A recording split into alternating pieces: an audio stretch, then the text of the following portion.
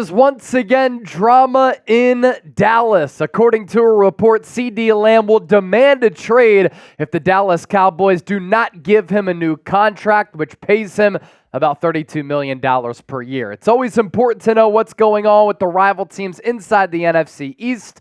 And we're going to take a look at the latest buzz around the Dallas Cowboys. We're also going to talk about Cam Jurgens.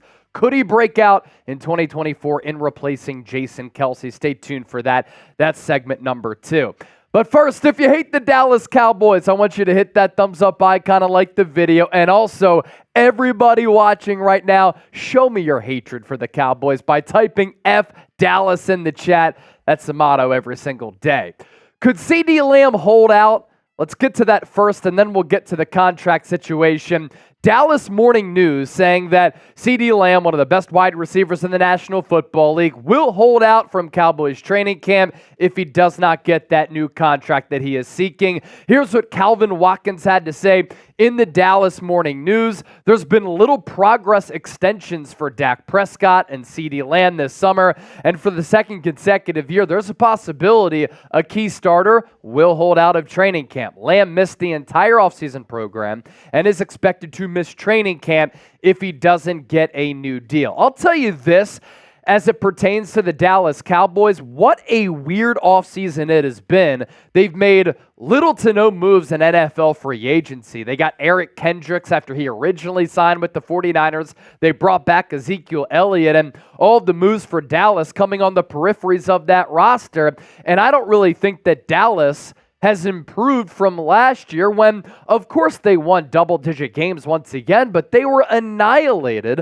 by the Green Bay Packers in the wild card round. They brought back Mike McCarthy, who could be a lame duck head coach. What it seems like to me, 2024 is a secret rebuild or reset for Dallas. Haven't signed CeeDee Lamb to a new deal. Haven't signed Dak Prescott to a new contract. Micah Parsons wants to get paid. He hasn't landed that deal. And there's all this chatter about Mike McCarthy being that lame duck head coach and Dallas maybe looking ahead to next year and hiring a Bill Belichick.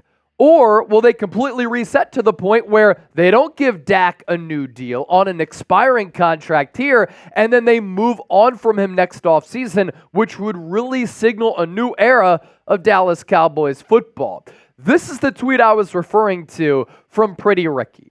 And I know that it's coming from Pretty Ricky, who became a legend during NFL free agency because somehow he had sources and a lot of the reporting that he had ended up ringing true. There were a couple of times where he was suspended on X, but he was ahead of the game and reporting things before Adam Schefter, Ian Rappaport, and the likes of those NFL insiders. And he dropped this on Monday saying CeeDee Lamb will request to be traded if the Cowboys do not offer him a new contract worth at least $32 million per year.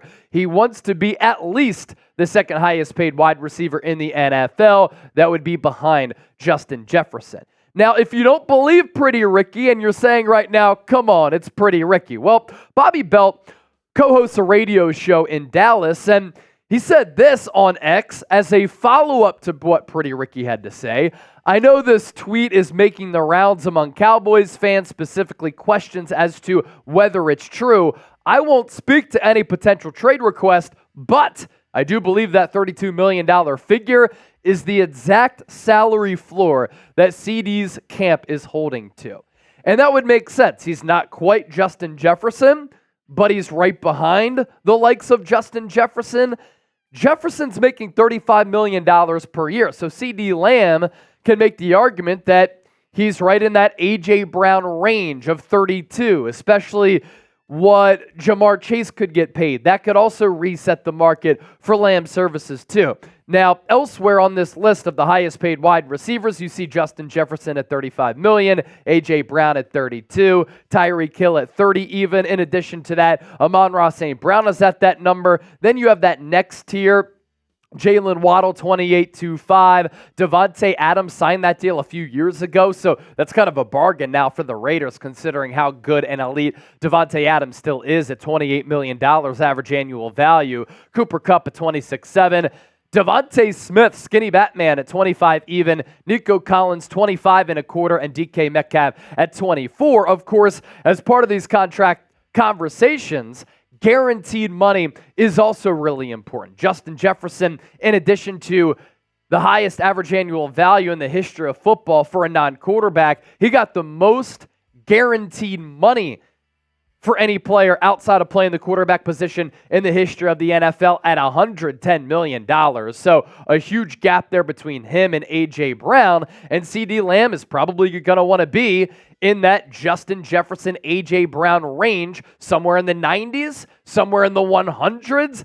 CeeDee Lamb's coming off a couple of really, really good years the past couple. And then here's a list of the highest paid non-quarterbacks per year average annual value. And you see Justin Jefferson at 35, Nick Bosa at 34, A.J. Brown at 32. Chris Jones signed that lofty contract this offseason, 31.75, and then Amon-Ra St. Brown at 30. And so this is a really interesting list here because, again, CeeDee Lamb can kind of be in this category, and the numbers are out there for him and his camp to look at, to take to the negotiating table. Highest paid non-quarterbacks, guaranteed money. You have the Nick Bosa, the Justin Jefferson deals at $122.5 and Justin Jefferson at $110. So Nick Bosa there, highest paid non-quarterback in the history of football for guaranteed money. If I misspoke on that a couple of moments ago, I apologize. Myles Garrett at $100, Chris Jones at $95, and Josh Allen at $88. It gives you an indication for what CeeDee Lamb could be looking for, and if Dallas doesn't want to give him that, could he demand a trade? That would be a huge loss for the Cowboys, because if things fall apart with CeeDee Lamb, Cowboys offense is screwed. Dak Prescott, I think, plays his best when the run game is going, when he has a really good offensive line, when he has a good complementary cast of supporting weapons. When the Cowboys become too Dak reliant, that's when I think they really struggle, and he really struggles because 2 years ago, he was throwing picks left and right. Here's a CeeDee Lamb contract idea for where he might fall. Average annual value, $33 million. That's $2 million behind Justin Jefferson. The guaranteed money into the 100s at 101. The total money, 132 over the course of a 4-year contract. That is a hefty payday, but consider the wide receiver market's going to continue to increase, balloon, and blossom. And then the NFL salary cap could continue to go up. Hopefully, the DirecTV lawsuit doesn't cause the salary cap to go down. That would suck for us as football fans. Wide receivers who could get paid next, in addition to CeeDee Lamb. You're looking at the likes of Jamar Chase with the Cincinnati Bengals. Brandon Ayuk has had a very up and down offseason in his contract negotiations with the 49ers. T. Higgins, Amari Cooper also looking to secure the bag. Before we get to story number 2, let's take a look at our July sub-battle here. Philadelphia Eagles now, so far 2 days into the month, has picked up 16 new subscribers. The Cowboys report at 12. Let's continue to beat the Dallas Cowboys on the football field and inside the walls here at Chat Sports. Hit that sub button for daily coverage of the Philadelphia Eagles. These Cooper DeJean shirts, we're setting these left and right, every pocket of America and worldwide. The word John synonymous with Philadelphia. That's why we made these shirts for Cooper DeJean. You get the idea. Get yours today. Kelly green and black. Those are the two colors that you can get them in at chatsports.com/DeJean. They look good. You'll feel good. You support the birds, you support the show, and a great conversation starter as well. Now let's shift gears to segment number 2. The retirement of Eagles legend Jason Kelce is going to be a difficult void to replace. Jason Kelce, the best center of this generation, the best center in the history of the Philadelphia Eagles organization, and he goes down as one of the best players at his position in the history of football. A funny story and an interesting story about his replacement, Cam Jurgens, who the Eagles drafted a couple of years ago out of Nebraska in the second round.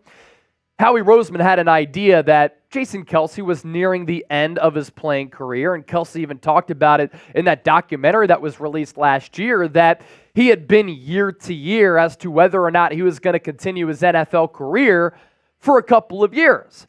And he helped handpick his replacement in Cam Jurgens. In the pre-draft process, he helped Howie Roseman scout Jurgens, do some insight on Jurgens, and they came to an agreement that Kelce and Roseman really liked Jurgens to take over for Kelce as this team center whenever Kelce decided to call it quits. And obviously he did that this offseason after an illustrious career. And Pro Football Focus thinks that Cam Jurgens can really break out here in 2024. They listed him as one of 5 offensive linemen positioned for a breakout in 2024. Why I'm confident that he can fill in for Jason Kelce. I'm not going to say fill the shoes of him, because Kelce, even last year, even though he was a little bit older, longer in the tooth, and did retire, best center in football.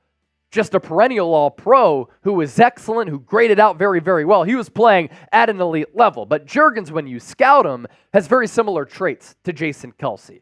Speed, agility, twitch, athleticism, the ability to get to that second level on the pull blocks, very similar body types. And for that body type, for two centers who are a little bit light, hovering around 300 pounds, they both have really good power. And I think that Jurgens is going to be able to step in with Jeff Stoutland, the best offensive line coach in football, and be able to play some pretty good football here in handing the football and snapping the football to Jalen Hurts. And when I saw Cam Jurgens in the preseason 2 years ago as a rookie, coming in for Jason Kelce, and I saw how comfortable he looked at the center position, snapping the football, calling out plays, calling out reads, calling out defensive tendencies, getting out in space on those pull blocks, he looked really, really comfortable. Now, last year, as we know, he was penciled in at right guard because the Eagles were so high on the player. They wanted to give him playing time, and Kelce had run it back for another season. And it was an up and down year for Jurgens. There's no doubt about it. He graded out just okay playing a new position. Overall Pro Football Focus grade of 63, a pass blocking grade of 55, run blocking grade of 62.9. But this is what I look at for Jurgens and why I'm confident in him moving forward. He's a smart player. He's a disciplined player. The ability is there. And now that he goes back to his normal position, I think that he can play well. No penalties, no sacks allowed, only 2 hits allowed. 22 pressures is a pretty big number, but the no penalties, no sacks, and 2 hits on 654 snaps, that's pretty damn good right there. And there is room for improvement for him, unquestionably. And I think that Jeff Stoutland can help him take that next leap going into year 3, but he also played out of position. So it's difficult to gauge how much he struggled because some of that was due to him being in a new spot.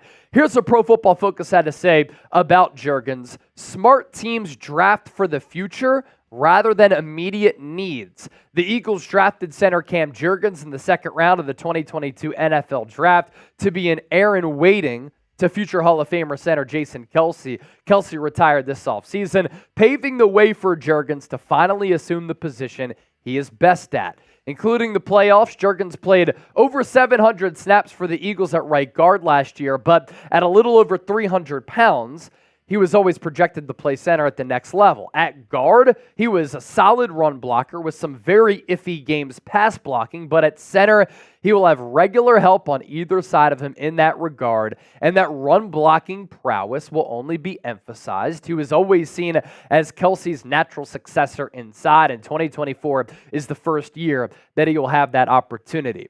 I'm a huge Jason Kelce fan. I bought his Kelly Green jersey last year. There's nothing more that I want than to shotgun a beer with Kelce, the way that he played, what he exuded. He was the epitome of what an Eagles player should be. Tough, hard-nosed, blue-collar, loves ball, great leader. But I'm kind of excited to usher in this new era post-Jason Kelce and post-Fletcher Cox, and Jurgens hopefully is going to be a part of that. And I thought the Pro Football Focus made some fair points there on the fit at right guard. At times, Cam Jurgens looked a little bit out of sorts. In sticking with the Eagles' offensive line, PFF also ranked all 32 offensive line units in the NFL, and the Birds, even without Kelce, checking in as the 2nd best O-line going into 2024. At number 1, the Detroit Lions, who are returning a really good offensive line from a year ago when they made that run to the NFC Championship game. That's a really good line. They have awesome trench play. So they're atop this list. Philadelphia at number 2, Indianapolis Colts at number 3. I think that's a sneaky team, by the way, going into 2024. if Anthony Richardson can stay healthy. Really liked what Shane Steichen did last year with Indy and Gardner Minshew. The Cleveland Browns at number 4, and then the New York Jets at 5. They haven't been top 5, top 10 on any list when talking about an offensive line unit in quite some time, but they drafted Olu Fashanu out of Penn State. They brought in Morgan Moses, and they've rebuilt that offensive line to a large degree. Here's next what PFF had to say about the entirety of the Eagles' offensive line. While the Birds fielded the NFL's best O-line over the past couple of years, there are questions about the unit's cohesiveness following center Jason Kelce's retirement. Cam Jurgens, Kelce's replacement, has played only 45 NFL snaps at center so far. He is being replaced at right guard by Tyler Steen, who played just 71 snaps on offense as a rookie. It was not overly impressive. And Steen was not. And he's going to have the opportunity to claim this role at right guard. I don't think it's a guarantee that he's going to claim that job. I think Mekhi Becton, as the Eagles test and experiment with him there at a new position, doesn't have an opportunity to unseat Steen. Steen played very sparingly at guard last year, and he really struggled. While at Vanderbilt and Alabama, he was only a left tackle. You would think that with that athleticism to be able to play on the outside, he'd be able to slide inside and hold his own. Last year, in a small sample size, he did not. I'm interested to see how he performs with another year under his belt in training camp, in the preseason. That's a position to watch. You want to see how Cam Jurgens can adapt in filling in for the legend in Kelce, but 3/5 of this offensive line straight up elite with Jordan Mailata, Landon Dickerson, and Lane Johnson. And going into the offseason, I thought offensive line depth was a pretty big issue. Fred Johnson, not a bad left tackle. Mekhi Becton, a swing tackle who the Eagles are trying to maybe mold into a guard as well. I'm always a big advocate for positional versatility. The Birds drafted Trevor Keegan late in the draft out of Michigan, Dylan McMahon after that out of NC State, and then they signed Matt Hennessy and Max Sharping. Those are two players with pedigree who were drafted in the first couple of rounds in the draft, respectively. Let's round out with this. The Birds, and talking about trench play here, fill in the blank, have the blank best offensive line in the NFL. I think it's going to be top 5, top 10. Number 2 from PFF, maybe a little bit high, but if you disagree with me on that, explain why. Be sure to give me a follow. I'm on X at Chase_Senior, approaching 13,000 followers on X. 30,000 followers and counting on Instagram. Put out a lot of short-form content and covering the NFL, NBA, Major League Baseball, college football, all my social media pages, and you get to stay in the know with what I'm up to.